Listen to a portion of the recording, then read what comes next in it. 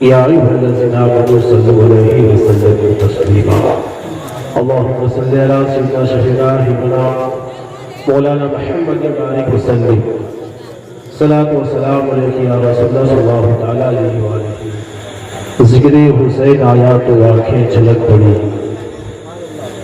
ذکر حسین آیا تو آنکھیں چھلک پڑی پانی کو کتنا پیار ہے اپنی حسین سے اور دیکھتا ہوں سیلاب تو آتا ہے ہی خیال دیکھتا ہوں سیلاب تو آتا ہے ہی خیال پانی بھٹک رہا ہے تلاشی حسین میں اور کھلتی تھی بند ہوتی تھی اصغر کی مٹھیاں کھلتی تھی بند ہوتی تھی اصغر کی مٹھیاں چھ ماہ کی علی کو بھی تلوار چاہیے اور اپنا حال کچھ بھی ہو پر عقیدہ ہے یہی میرا اپنا حال کچھ بھی ہو پر عقیدہ ہے یہی میرا مجھ کو بخشوائے گی تیری محبت ہے حسین محترم سامنے کرام میں نے جس آیت مقدسہ کی تلاوت کرنے کا شرف حاصل کیا اس کے متعلق مزید کچھ بیان کرنے سے پہلے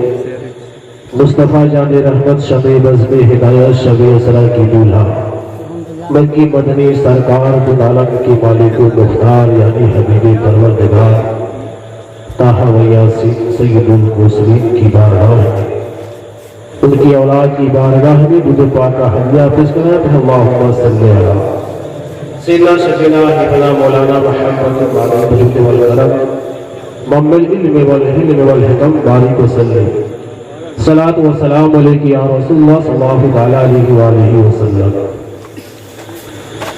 اے کربلا کی خاک اس احسان کو نہ بھول اے کربلا کی خاک اس احسان کو نہ بھول تڑپی ہے تجھ پہ لاش جگر گوش بطول مظلوم کی لہو سے تیری پیاس بجھ گئی سیراب کر دیا تجھے خونی رہے رسول محترم سامنے کرام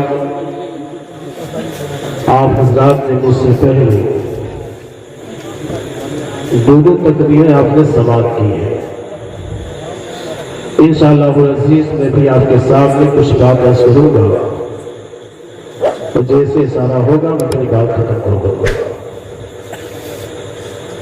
اللہ کی نبی صبر کا نام ارشاد فرماتے ہیں ہم ماتا حب علی محمد صلی اللہ علیہ وسلم ماتا مبینہ ہم ماتا حب علی محمد صلی اللہ علیہ وسلم ماتا شہیدہ اللہ رب العزت نے قرآن میں فرمایا کہ میرے محبوب فرما دیجئے اپنے امتیوں سے کہ جو میں نے تمہیں ہدایت دی ہے اندھیرے سے اجالے کا جو راستہ دکھایا ہے جو میں نے تجھے خدا کی پہچان عطا کی ہے اس کے بدلے میں تم سے کچھ نہیں مانگتا مگر یہ کہ میرے اہل بیت سے محبت کرنا امام حسن جیسا کردار اپنے دل کے اندر پیدا کرنا امام حسین جیسا جذبہ شہادت اپنے سینے کے اندر پیدا کرنا علی کی چوکھٹ کو بوسہ دینا اس کے علاوہ ان سے میں کچھ نہیں مانگتا یہی وجہ ہے اللہ کے نبی صاحب فرمایا کہ جو انسان اہل بیت کی محبت میں مرتا ہے مسلمان ہو کے مرتا ہے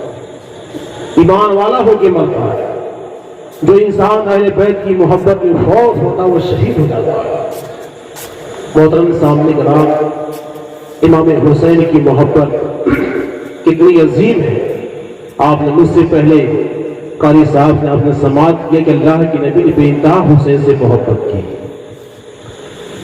محترم سامنے کرام امام حسین کی پیدائش کے بارے میں آپ نے سنا جب آپ کی پیدائش ہونے کے وقت تھا اللہ کی نبی سرور کائنات مسجد نبوی کے صحن کے اندر بے چینی کے عالم میں ٹہل رہے ہیں آپ کی چچی ام الفضل بنت حارث آپ جب دیکھتی اللہ کے نبی سرور کائنات کو بے چینی کے عالم میں آپ پوچھتی ہے کہ میرے بھتیجے محمد تم اتنے پریشان کیوں اللہ کے نبی صاحب فرماتے ہیں چچی جان آج میری بیٹی فاطمہ گھر بچہ پیدا ہونے والا ہے میں باپ ہوں شرم دامن گیر ہے میں کیسے پوچھوں بچہ کب پیدا ہوگا چچی جان تم عورت ہو عورت کا حال جانتی ہو جاؤ پتا کرو کہ بچہ کب پیدا ہوگا آپ فرماتی ہیں کہ میں فاطمہ کے گھر آئی دروازہ کو کھولا اندر داخل ہوئی تو میں کیا دیکھتی ہوں کہ فاطمہ کی گود میں نہایت ہی حسین و جمیل بچہ مسکرا رہا ہے،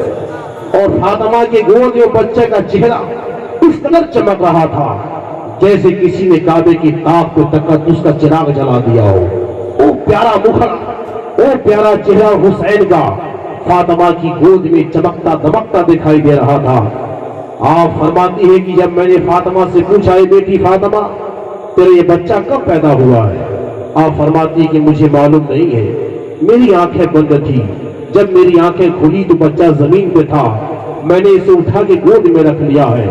آپ فرماتی کہ میری بیٹی فاطمہ زہرا بتا، عورت میں بھی ہوں، بچے میرے بھی پیدا ہوتے ہیں اور عورتوں کے بچے پیدا ہوتے ہیں۔ بچہ پیدا ہونے سے پہلے کچھ منزلیں ہوتی ہیں، پانی باہر آتا ہے، خون باہر آتا ہے، کچھ غلاظتیں باہر آتی ہیں۔ یہ فاطمہ تیرا بچہ پیدا ہوا ہے، نہ یہاں پہ پانی دکھائی دے رہا ہے، نہ یہاں پہ کوئی خون دکھائی دے رہا ہے، نہ کوئی غلاظت دکھائی دے رہی ہے۔ اے فاطمہ بتا تیرا بچہ کیسے پیدا ہوا؟ زمین بھی پاک ہے، تیرا بستر بھی پاک ہے، تیرا کپڑا بھی پاک ہے۔ آپ فرماتی کہ مجھے کچھ نہیں معلوم ہے کہ میرا بچہ کب پیدا ہوا۔ آنکھیں بند تھی، جب آنکھیں کھلی تو بچہ زمین پر تھا، میں نے اسے اٹھا کے گود میں رکھ لیا ہے۔ آپ دوڑے دوڑے اللہ کے نبی کی بارگاہ میں آتی ہیں، خبر دیتی ہیں، بھتیجے محمد خوش ہو جاؤ، تمہاری بچی فاطمہ زہرا گھر بچہ پیدا ہوا ہے۔ اللہ کے نبی میرے دوست خوش ہو جاتے ہیں۔ ام الفضل بنت حارث کہتی ہے، اے میرے بھتیجے محمد، ایک سوال میرے ذہن کا ابھر رہا ہے، میں نے ملاحظہ کیا، میں نے دیکھا ہے فاطمہ گھر بچہ پیدا ہوا ہے، بچہ پیدا ہونے سے پہلے غلاظتیں باہر آتی ہیں، خون کا آنا ہوتا ہے، پانی آتا ہے، لیکن وہاں میں نے جو دیکھا ہے بالکل تعجب میں ڈالنے والی بات تھی۔ زمین بھی پاک تھی، بستر بھی پاک تھا، فاطمہ زہرا کا بدن بھی پاک تھا۔ اے میرے بیٹے محمد، بھتیجے محمد، وہاں پہ کوئی غلاظت نہیں تھی۔ آخر یہ ماجرا کیسا ہے؟ اللہ کے نبی سرور کائنات نے ایک گلاب کی ڈالی کو لیا، لینے کے بعد کہا چچی جان یہ کیا ہے؟ ایک گلاب کی ڈالی ہے، بتاؤ چچی جان، گلاب کی ڈالی میں پھول کھلنے سے پہلے بھی پانی ہوتا ہے، بعد میں بھی پانی ہوتا ہے؟ چچی نے کہا نہیں بھتیجے محمد، گلاب کی ڈالی میں پھول کھلنے سے پہلے نہ پہلے پانی ہوتا ہے نہ بعد میں پانی ہوتا ہے۔ اللہ کے نبی نے ارشاد فرمایا، چچی جان سنو سنو، جب دنیا کے ایک گلاب کی ڈالی پر پھول کھلتا ہے نہ پہلے پانی ہوتا ہے نہ بعد میں پانی ہوتا ہے، تو آج جنت کی گلی فاطمہ زہرا میں پھول کھل گیا ہے، وہاں پانی کیسے ہو سکتا ہے؟ چچی جان سنو سنو، وہاں غلاظت کی بات کر رہی ہو، خون کی بات کر رہی ہو، سنو سنو، میں بھی پاک ہوں، میری بیٹی فاطمہ زہرا بھی پاک ہے، پیدا ہونے والا حسین بھی پاک ہے، اس کا باپ علی بھی پاک ہے، گویا میں بھی نور ہوں، میری بیٹی فاطمہ زہرا بھی نور ہے، پیدا ہونے والا حسین بھی نور ہے۔ اسی کو اعلیٰ حضرت نے کہا ہے اپنے شعر میں، تیری نسل پاک میں ہے بچہ بچہ نور کا، تو ہے عین نور، تیرا سب گھرانا نور کا۔ سامنے کرام امام حسین پاک کی پیدائش ہو رہی ہے، او پاک و صاف حسین پاک کی پیدائش ہو رہی ہے۔ اب امام حسین کی پرورش ہو رہی ہے، آپ نے سماعت کیا ہے۔ امام حسین پاک کی عمر تقریباً میرے دوستوں 5-6 سال کی عمر ہے۔ 6 سال کی عمر میں بچہ اتنا عقلمند نہیں ہوتا جتنے عقلمند امام حسین پاک ہے۔ 6 سال کے بچے سے آپ پیجامہ مانگیے لنگی لے کے آئے گا، آپ لوٹا مانگیے گلاس لے کے آئے گا، لیکن امام حسین پاک کو دیکھو، 6 سال کی عمر ہے، کتنے ہوشیار ہیں، کتنے عقل مند ہیں۔ امام حسین پاک بابا علی کے بستر پہ بیٹھے ہیں جیسے کوئی بادشاہ پہ تخت پہ بیٹھتا ہو۔ امام علی پاک گھر پہ نہیں ہے، امام حسین پاک بابا علی کے بستر پہ بیٹھے ہوئے ہیں۔ ایک بھکاری آتا ہے، ایک سائل آتا ہے، آنے کے بعد اپنے بدن سے کپڑا ہٹاتا ہے، پیٹ سے کپڑا ہٹاتا ہے، کہتا ہے بیٹے میں بھوکا ہوں، مجھے کھانا کھلا دو۔ امام حسین پاک بستر سے اتر جاتے ہیں، بابا علی کے بستر پہ آنے والے سائل کو بیٹھا دیتے ہیں، اندر داخل ہوتے ہیں، کہتے امی جان امی جان امی جان۔ فاطمہ زہرا نے کہا بیٹا حسین کیوں چلا رہے ہو، وجہ کیا ہے، بات کیا ہے، کیسی پریشانی آ گئی ہے؟ امام حسین پاک کہتے ہیں امی جان آج مجھے ایک سائل کو کھلانا ہے، ایک بھوکے کو کھلانا ہے۔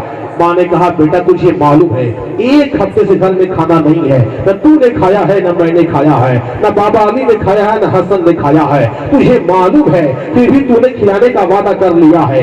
امام حسین پاک نے کہا امی جان وعدہ کرتا تو کیوں نہ کرتا، جب تک بابا علی تھے، جب تک بابا علی گھر پہ ہوتے ہیں، مانگنے والا ان کا نام لے کے مانگا کرتا ہے۔ میں نے اپنے آنکھوں سے مشاہدہ کیا، مانگنے والا نانا جان سے مانگا کرتا ہے۔ آج پہلی بار کسی نے حسین سے مانگا ہے، है। कहा हुसैन खाना खिला दो, अम्मी जान वापस कर देता तो क़यामत तक कोई हुसैन से ना मांगा था, इसलिए मैंने वादा कर लिया है। अम्मी ने कहा बेटा खाना नहीं है। इमाम हुसैन पाक ने कहा अम्मी जान खाना मंगाओ, खाने का इंतजाम करो, मुझे खाना खिलाना है। अम्मी ने कहा बेटा कहां से खाना खिलाओगे? इमाम हुसैन पाक ने कहा अम्मी जान मुझे याद है जब बाबा अली ने नाना जान को दावत की थी, घर में खाने का सामान नहीं था। अम्मी जान तूने नमाज मुसल्ला बिछा करके 2 रकात नमाज पढ़ के जब अल्लाह की बारगाह में दुआ की थी तो जिब्रील फरिश्ता जन्नत से खाना लेके आया था। अम्मा मुसल्ला बिछाओ, दुआ करो ताकि फरिश्ता खाना लेके आए, मैं अपने मेहमान को खिला दूं। अम्मी जान ने कहा नहीं मेरे बेटे हुसैन आज मुसल्ला बिछाने की हाजत नहीं है, ये चादर ले जा यहूदी की दुकान पे गिरवी रख दे, रखने के बाद खाने का सामान लाके अपने मेहमान को खिला दे। इमाम हुसैन पाक है, चादर को सीने से चिमटाया है, मेहमान की नजरों से बचकर चुपके से यहूदी की दुकान पर जाते हैं। बिल्कुल सामने यहूदी की दुकान होती है। आपने चादर को रखा, रखने के बाद यहूदी से कहा ए यहूदी मुझे खाने का सामान दे दे। यहूदी कहता है हुसैन कौन सी ऐसी मजबूरी आ गई है, आज चादर लेके आए हो? इमाम हुसैन ने कहा मजबूरी नहीं है बल्कि मुझे मेहमान नवाजी करनी है, अपने नाना की सुन्नत अदा करनी है, नाना के तरीके पे अमल करना है, कोई मजबूरी नहीं है। यहूदी कहता है किसको खिलाओगे? कहा देखो देखो बाबा अली के बिस्तर में बैठा हुआ है। यहूदी झांक कर देखता है, देखने के बाद हुसैन के हाथ को पकड़ लेता है। कहा बेटा उसे पहचानते हो कौन है? तुम उसे पहचानते हो? इमाम हुसैन ने कहा बिल्कुल पहचानता हो, यही वो आदमी है जब मैं मेरे भाई हसन तीर चलाने की मशक कर रहे थे, मेरी तीर पहाड़ उस पार चली गई थी। जब मैं तीर लेने के लिए गया मुझे प्यास लग जाती है, एक झोपड़ी दिखाई दी, मैं उसके दरवाजे पे गया, जाने के बाद कहा है घर के अंदर कोई मुझे पानी पिला दे, एक गिलास मुझे पानी पिला दे, कल मैदान महशर में जामे कौसर का जाम पिलाऊंगा। एक इंसान बाहर निकला था, वो आदमी कोई और नहीं वही जो बाबा अली के बिस्तर में बैठा हुआ है। उसके हाथ में गिलास का प्याला नहीं था। उसने आया, आने के बाद मेरा नाम पूछा, मैं कहा मैं हुसैन इब्ने अली हूँ, इतना कहना था। उसने तमाचा खींच के मेरे उस्ताद पे मारा था, कहा भाग जा वापस यहाँ से, मेरे घर से कुत्ता तो पानी पी सकता है लेकिन मोहम्मद के खानदान को किसी फत को पानी नहीं पिलाऊंगा। वो कोई और नहीं है, वही है जो आज भूखा प्यासा मेरे पापा के बिस्तर पे बैठा हुआ है। यहूदी कहता हुसैन इसके बावजूद खाना खिलाओगे, इसके बावजूद पानी पिलाओगे?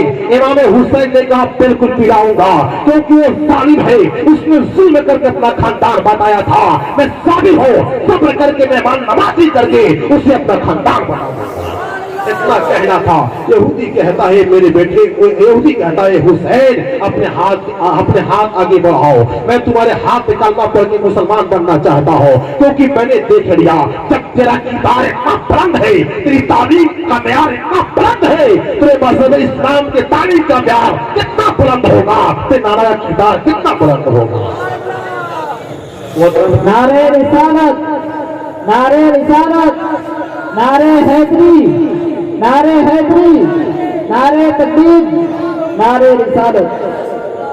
इमाम हुसैन के हाथ में कलमा पढ़ के मुसलमान हो गया। अब खाना लेते हैं, लेने के बाद वापस आते हैं, मेहमान के सामने रख देते हैं। मेहमान खड़ा हो जाता है, खड़ा होने के बाद आपके दोनों हाथों को पकड़ लेता है, कहता है बेटा मुझे पहचानते हो? आपने कहा पहचानता हूँ, तू ही है जिसने मुझे थप्पड़ से मारा था। आज तक मेरे थप्पड़ की तपिश मेरे गाल में महसूस होती है, मैं कैसे तुझे भूल सकता हूँ? कहा बेटा फिर भी खाना खिला रहे हो? कहा बिल्कुल खिलाऊंगा, मैंने तुझसे गिलास पानी मांगा था, तूने नहीं दिया, जुल्म किया, मुझे मारा था, तेल तू भूखा है, मैं तुझे खिला करके अपना खानदान बता दूंगा, अपने इस्लाम की तारीफ तुझे बता दूंगा। मोहतरम सामने कराम, यहाँ तक की नतीजा ये निकलता है आने वाला वो यहूदी भी आपके हाथ निकलना पड़ के मुसलमान बन जाता है। मेरे हुसैन को क्या पूछते हो? मेरे हुसैन की तालीम को क्या पूछते हो? मेरे हुसैन को अल्लाह के नबी ने तालीम सिखाई है, और अल्लाह के नबी ने सरवर कायनात ने अपने नवासे इमाम हुसैन के सीने का दर ऐसा सबक भरा था, ऐसी तालीम सिखाई थी ताकि मेरा हुसैन मैदान करबला में जब जाए अपनी निगाहों के सामने सारे मार्ग को देखे तो मेरा हुसैन डगमगाए नहीं बल्कि साबित कदम रखे। और क्यों हुआ? ऐसा होता भी क्यों ना, क्योंकि मेरे दोस्तों शायद कहता है कि इमदाद न करते करबला में इमाम हुसैन इस्लाम ठोकर खाता फिरता। मेरे दोस्तों وجہ اس کی یہ کہ امام حسین ہی کی وجہ سے اسلام کی بقا تھی، قرآن کی بقا تھی، اللہ کے نبی سرور کائنات نے امام حسین کے سینے کے اندر ایسی تعلیم آپ نے درست کر دی کہ امام حسین کا مغائے نہیں، اور میدان کربلا میں کھڑے ہو کر کے اپنے 72 جان ساروں قربان کرنے کے بعد خود جامع شہادت نوش کر کے اسلام کو بچا لیا، قرآن کو بچا لیا۔ محترم سامنے کرام، وقت نہیں ہے کہ تفصیلی گفتگو آپ کے سامنے کی جائے، میں چاہتا ہوں میدان کربلا کا معرکہ آپ کی نگاہوں کے سامنے پیش کیا جائے۔ ایک سچی تاریخ پہ آپ نگاہ ڈالیے، میدان کربلا کا واقعہ کیسے رونما ہوتا ہے۔ آپ میری بات غور سنیں، آپ دیکھیے اللہ کے نبی سرور کائنات نے ارشاد فرمایا کہ میرے بعد خلافت 30 سال رہے گی۔ اللہ کے نبی کا وصال ہوتا ہے، اس سے خلافت پہ صدیق پر بیٹھتے ہیں، 2.5 سال تک آپ نے خلافتی کاروبار کو انجام دیا، آپ کا وصال ہو جاتا ہے۔ اس کے بعد حضرت عمر فاروق اعظم کو بٹھایا جاتا ہے، آپ نے تقریباً 10 سال خلافتی کام کو انجام دیا، آپ کو فیروز نامی غلام نے مار کے شہید کر دیا خود مسجد کے اندر، آپ شہید ہو گئے۔ ایک محرم الحرام آپ کو شہادت ہوتی ہے، 27 ذوالحجہ کی تاریخ کو آپ کو خنجر مارا گیا تھا، آپ شہید ہو گئے۔ آپ کی شہادت کے بعد حضرت عثمان غنی ذوالنورین کو خلافت کرسی پر بٹھایا جاتا ہے، آپ نے تقریباً 12 سال تک آپ نے خلافتی کاروبار کو انجام دیا۔ عثمان غنی ذوالنورین کو پلوا پیدا کیا، دنگا فساد برپا کر کے پلوائیوں نے آپ کو شہید کر دیا۔ یہی عثمان غنی کی شہادت ہوتی ہے، وہی سے میدان کربلا دکھائی دے رہا ہے۔ عثمان غنی ذوالنورین کی شہادت دنگے کی شکل میں پلوائیوں نے مارا تھا، آپ نے واقعہ سنا ہوگا، بیان کرنا مرسوم نہیں ہے، بس نگاہ ڈالتے جائیے۔ عثمان غنی ذوالنورین کی شہادت ہوتی ہے، 12 سال خلافت کام انجام دینے کے بعد کرسی خلافت میں تمام صحابہ کرام نے حضرت علی فاتح خیبر داماد پیغمبر کو بیٹھایا۔ آپ نے تقریباً میرے دوستو چاہیے 5 سال تک آپ نے خلافتی کاروبار کو انجام دیا، لیکن اسی اثنا میں میرے دوستو فتنے پیدا ہونے لگے۔ حضرت امیر معاویہ جو صحابی رسول ہے، کاتب قرآن ہے، یہاں تک کہ عبداللہ بن زبیر اور جو بڑے بڑے صحابہ تھے، سب میں اکثر کا اعتراض تھا، اے علی آپ جلد عثمان غنی قاتلوں کا پتہ لگائیے، کس نے انہیں مارا۔ آپ کو معلوم ہونا چاہیے آج کی حکومتیں ہی دنگے کراتی ہیں، کہ دنگا ہوتا ہے کون کس کو مارتا کوئی پہچان نہیں پاتا۔ بالکل دنگے کی شکل میں آپ کو شہید کیا۔ لوگ کہتے تھے، حضرت علی سے کہتے تھے کہ آپ پتہ لگائیے ان کا قاتل کون ہے۔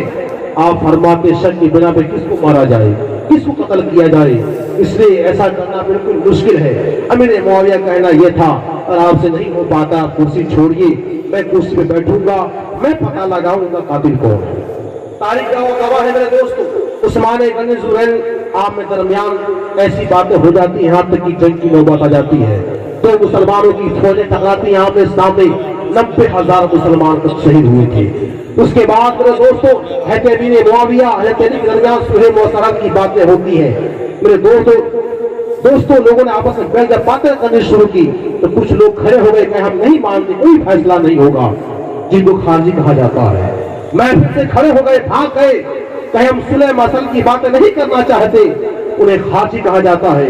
کچھ لوگ حضرت علی فاتح خیبر کی حمایت میں کھڑے ہو گئے کہ علی ہی سچے ہیں، علی کی بات صحیح ہے، جن کو شیعان علی کہا جاتا ہے۔ یہی سے فرقے پیدا ہو گئے، یہاں تک کہ صلح مسلط کی باتیں ہوتی ہے۔ ایک وقت ایسا آتا ہے کوفے کی جامع کی مسجد میں عبد الرحمن ابن ملزم نے حضرت علی فاتح خیبر کو خنجر مار کے شہید کر دیا۔ اب میرے دوستو آپ کے بیٹے امام حسن رضی اللہ عنہ کرسی خلافت میں بیٹھتے ہیں، تقریباً 6 مہینے آپ بیٹھے تھے، اور قریب تھا کہ جیسا والد گرامی حضرت علی فاتح خیبر کے زمانے میں فتنہ پیدا ہوا تو مسلمانوں کی فوجیں آمنے سامنے ہو گئی، بالکل فتنہ قریب تھا۔ حضرت امام حسن نے 6 مہینے میں اپنے کرسی خلافت کو چھوڑ دیا، 30 سال مکمل ہو جاتے ہیں میرے دوستو۔ اس کے بعد ملوکیت آتی ہے، بادشاہت آتی ہے، جس کو امیر معاویہ نے اپنے ہاتھ میں سنبھالا۔ شرطیں طے ہوتی ہیں، شرطیں طے ہوتی ہیں، اس میں شرط ہی تھی کہ امیر معاویہ کے بعد اگر کوئی کرسی میں بیٹھے گا تو امام حسن ہوں گے، اور وہ نہ رہے کہ بھائی حسین رہیں گے۔ کچھ پیسے کی باتیں طے ہوتی ہیں۔ المختصر تاریخ بتاتی ہے میرے دوستو 6 مہینے کام انجام دینے کے بعد آپ نے کرسی چھوڑ کے امیر معاویہ کے حوالے کر دیا۔ امیر معاویہ نے خلاف اپنے حکومتی کارنامے کو انجام دیا۔ ابھی امیر معاویہ میرے دوستو حاضر ہی میں تھے کہ امام حسن کو زہر دے کے مار دیا گیا، شہید کر دیا گیا۔ آپ تاریخ پڑھیے، امام حسن کو زہر دیا گیا، آپ شہید ہو گئے۔ اس کے بعد میرے دوستو امیر معاویہ کا انتقال ہوتا ہے، بادشاہت کا دور ہوتا ہے، آپ کا بیٹا یزید تخت نشین ہو جاتا ہے۔ वो कुर्सी पे बैठ जाता है। अब ये कहता है कि कुर्सी का हकदार मैं हूँ, मेरा बाप कुर्सी पे बैठा था, इसका हकदार मैं हूँ, इसलिए अमीरुल मोमिनीन मैं बन जाता हूँ। अब सब लोग मेरी बैयत माने, सब लोग मुझे अपना उमरा हाकिम तस्लीम करें। मोहतरम इस्लाम किराम सब ने तस्लीम किया, कुछ ने माना, कुछ ने इनकार किया। इमाम हुसैन ने इनकार कर दिया। वजह इसकी ये थी, इस यजीद शराबी था, जानी था, कबाड़ी था, बंदर का नाच देखता था। जामिर मुआविया कुरान और हदीस किताबें रखा करते थे, वहां पर शराब की बोतलें रखता है। इस वजह से आपने उसे इनकार किया कि ये हमारा अमीर बनने के लायक नहीं है। तारीख बताती है दूसरी इस्लाम में कूफा के रहने वाले लोगों ने इमाम हुसैन के पास खत लिखा, कहा कि आप कूफा आइए, हम यजीद को नहीं आप अपना हाकिम मानेंगे। तकरीबन 250 कुतुब लिखे गए और आखिर खत में लिखा गया, इमाम हुसैन आकर के हमारे इस्लाम को बचाइए, हमारे ईमान को बचाइए। अगर हमारा ईमान खत्म हो गया तो कल मैदान महशर हम अपना दामन पकड़ लेंगे। वक्त आया, इमाम हुसैन ने मदीने से मक्का का सफर तय किया और मक्का से आप मेरे दोस्त जाना चाहते हैं, अब्दुर्रहमान इब्न अब्दुल्लाह इब्न उमर, अब्दुल्लाह इब्न बकर जो बड़े सहाबी के साहबजादे थे, उन्होंने इमाम हुसैन को रोका, आप वहां मत जाइए, वहां के हालात का जायजा लीजिए कैसे हालात हैं, क्योंकि वो लोग गद्दार हैं, उन्होंने आपके बाप के साथ धोखा किया है, आपके साथ भी धोखा करेंगे। तारीख बताती है इमाम हुसैन उनकी बात मानी और मुस्लिम बिन अकील को भेजा कि जाओ कूफे के हालात पता करो, वहाँ के हालात कैसे हैं। मुस्लिम बिन अकील अपने बच्चे मोहम्मद इब्राहिम के साथ कूफे का सफर करते हैं। कूफा जाते हैं, जाने की बात जैसे कूफा में गए, लोग समझे कि इमाम हुसैन आए, आपने कहा हुसैन नहीं आए, मैं उनका भाई मुस्लिम बिन अकील हूँ, मैं उनका नायब बन के आया हूँ। 40,000 कूफियों ने आपके हाथ पर बैत किया, कहा हम यजीद को नहीं इमाम हुसैन को अपना इमाम मानते हैं।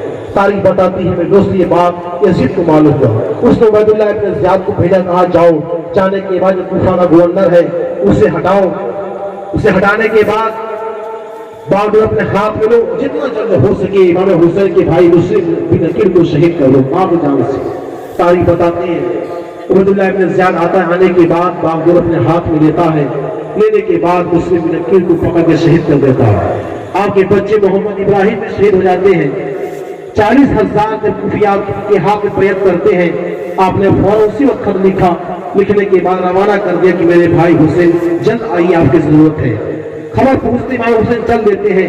वापसी में जब मकाम ज़हीर जगह का नाम है, जब वहां पहुंचते हैं तो खबर मिल जाती है कि मेरा भाई मुस्लिम बिन अकील करबला में शहीद हो चुका है। मैं दोस्तों इसके बावजूद आपकी आंखों में आंसू है, लेकिन जो अल्लाह के नबी ने पेशन गोइयां की थी, उस सारी बातें हुसैन को मालूम थी।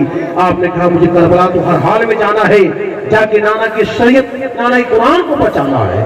इमाम हुसैन पाक वापस नहीं लौटते, बल्कि आप मैदान करबला में जाते हैं। जब मैदान करबला की तरफ पढ़ते हैं, उबैदुल्लाह इब्न ज़ियाद हूर इब्न रियाह को भेजता है कि जाओ इमाम हुसैन घेरो, उसे पकड़ो, पकड़े कहो कि जितनी बैत कबूल कर ले। तारीख बताती हूर इब्न रियाह आप घेरता है, घेरने के बाद मैदान करबला में शाम हो जाती है। कई रात घूमते हैं आप, पता चलता है कि यही जगह जहां से हम सुबह निकले थे, रात को निकले थे। इमाम हुसैन पाक ने किसी से पूछा इस जगह का नाम क्या है, लोगों ने कहा ये करबला है। इमाम हुसैन पाक ने कहा जब यही करबला है तो मैं कहीं नहीं जाना है, यही हमारी जगह शहादत कहा है। आपने कहा खीमा लगा दिया जाए। तारीख बताती हूँ दोस्तों, बीवियों के लिए खीमा लगाया गया, जो औरतें थी उनके लिए खीमा लगाया जाता, नहर फुरात के बगल में खीमा लगाया गया। जब खीमा लगा दिया जाता है, उबैदुल्लाह इब्न ज़ियाद को मालूम होता है, अपने सिपाहियों को भेजता कि जाओ खीमा उठा के फेंक दो। 7 मुहर्रमुल हराम को ये काफिला करबला की मैदान में कदम रखता है और 7 मुहर्रमुल हराम को इमाम हुसैन पाक पर दुष्ट पानी बंद किया जाता है। खीमा जो लगा था नहर फुरात के बगल में उसे उठा के फेंका जाता है। अब्बास मैदान ने बाजू थामा सिपाही का। इमाम हुसैन पाक ने कहा मेरे भाई अब्बास सब्र करो, सब्र का मकाम है, हम खीमा यहाँ नहीं लगाएंगे, चलो कहीं और लगा लेते हैं। आपने खीमा वहां से उठाया, उठाने के बाद इस सूखे दरख्त के नीचे आपने खीमा लगाया। अब वहां जब सफल जमीन पे मार रहे तो खून निकल रहा है, जब डालियां तोड़ रहे तो खून निकल रहा है। इमाम हुसैन पाक ने कहा मेरे भाई अब्बास जमीन से खून का निकलना, डालियों से खून का निकलना इस बात की गवाह है कि यही मैदान करबला है, यही भी तेरे बाजू काटे जाएंगे, कासिम की जवान यही तड़पेगी, अकबर के लाश में घोड़े ही दौड़ेंगे, 6 महीने का लाल असर मेरे गोद में ही तापेगा, यही हमारी जामे शहादत गाह है, यही मैदान करबला है। तारीख बताती है मेरे दोस्तों, अब सुलह मसलहत की बातें होती है।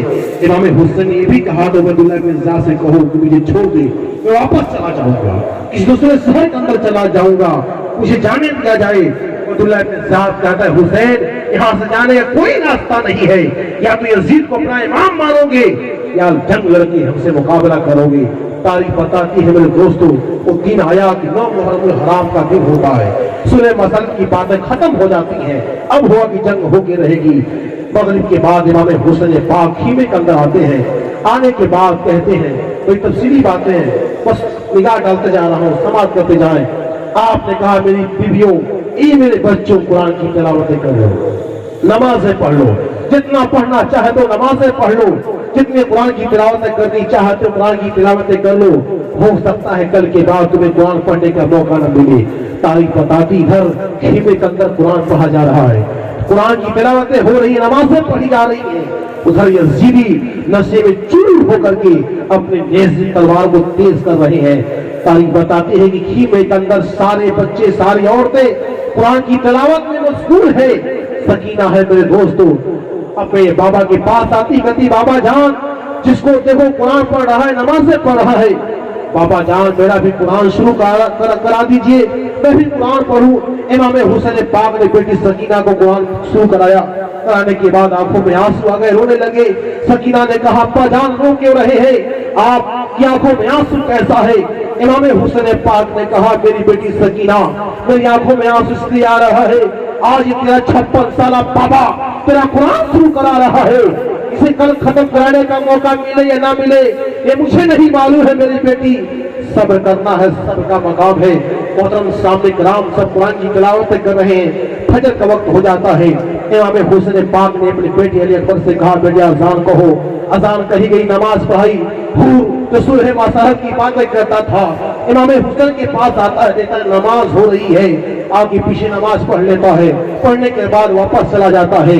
امام حسین پاک نے کہا میرے بیٹے علی اکبر جاؤ میدان کربلا کا نقشہ کھینچ کے لے آؤ. امام علی مقام کے بیٹے علی اکبر میدان کربلا میں جاتے ہیں, نقشے کو کھینچ کے سامنے لاتے ہیں. لانے کے بعد کہتے ہیں بابا جان میں میدان کربلا میں گیا تھا تو میں نے کیا دیکھا کہ میدان کربلا میں ایک پردہ پوش خاتون ہے جو کنکریاں اٹھا کر کے اپنے آنچل میں رکھ رہی ہے. اتنا سننا تھا. امام حسین پاک کی آنکھوں میں آنسو آ گیا. امام حسین پاک نے کہا میرے بیٹے علی اکبر تجھے نہیں معلوم ہے وہ پردہ پوش خاتون کوئی اور نہیں ہے, وہ میری ماں فاطمہ زہرا ہے. کنکریاں اٹھا کے رکھ رہی ہے تاکہ جب ہوگی تپوں سے میری لاش زمین کے اوپر گرے تو میرے بدن میں کنکریاں نہ چبھے. اللہ اکبر کبیرہ. میدان کربلا کا مرغہ گرم ہو جاتا ہے جیسے سورج کی شعاعیں طلوع ہوتی ہیں. عمر ابن سعد تیر چلا کے جنگ کا اعلان کر دیتا ہے, اے حسین گواہ ہو جاؤ میں جنتی باپ کا جہنمی بیٹا ہوں, جنگ کے لیے تیار ہو جاؤ. تیر چھوڑ دیا گیا عمر ابن سعد کی طرف سے. اب جنگ کا نغارہ بچ جاتا ہے. اب تاریخ بتاتی حور ہے یزید کے 22,000 لشکر کے اندر کھڑا ہے, سوچتا ہے میں کس کے ساتھ جاؤں. ادھر 72 کی سنکھیا ہے, ادھر 22,000 کی تعداد ہے, ادھر جاؤ 22,000 کے ساتھ رہو یا 72 کے ساتھ رہو. کلمہ ادھر بھی ہے, نماز ادھر بھی ہے, کلمہ ادھر بھی ہے, نماز ادھر بھی ہے. یزید حور نے فیصلہ کیا 22,000 کے اندر کلمہ بھی ہے, نماز بھی ہے, لیکن میرے دیکھنے میں حق پر نہیں ہے. ادھر 72 ہے لیکن میری نگاہیں مشاہدہ کر رہی ہے حسین حق پر ہے. حور کی ایمان نے اگائی دیا, گھوڑے کو نیڑے لگایا ہے. امام علی مقام میں قدموں میں آگے گھوڑے کو ڈال دیا, کہا میرے امام میں نے آپ کے پیچھے 2 رکعت نمازیں پڑھی ہے, میں آپ کا مقتدی ہوں, آپ مجھے حکم دیجئے, مقتدی ہونے کا حق ادا کرنے دیجئے. آج تک کی تاریخ بتاتی ہے حور ابن ریاح نے نعرے تکبیر کی صدائیں بلند کی, تمام کو لہاتا ہوا 22,000 لشکر جرار کے اندر کود جاتا ہے. سرکار مولی کی طرح کاٹتا ہوا دکھائی دے رہا ہے. ایسا لگ رہا تھا کہ میرے دوستوں کسی نے خدا کی شیر نے کوئی ایسا چاند پلا دیا ہو حور کو, اس کے بازو میں اتنی طاقت آ گئی تھی, ایک وار میں کئی یزیدی فنار ہو رہے تھے. عمر ابن سعد کہتا یہ دیکھو بدل گیا ہے, اسے بار حملہ کر کے مارو اور سب کو کاٹ کے رکھ دے گا. تاریخ بتاتی ہے ایک بار کی حملہ ہوتا ہے, حور ابن ریاح آنکھوں خون میں تپتا ہوا شامل شہادت نوش کر لیتا ہے. انا للہ و انا الیہ راجعون. میرے دوستوں ایسے بہت سارے جانشار ہیں میرے دوستوں جنہوں نے اپنے گرم خونوں کا چھینٹا دیا ہے. اب تقریباً دوپہر کے 10-11 بج رہے ہوں گے, بالکل سورج کی شعاع تک اس کے عالم میں ہے.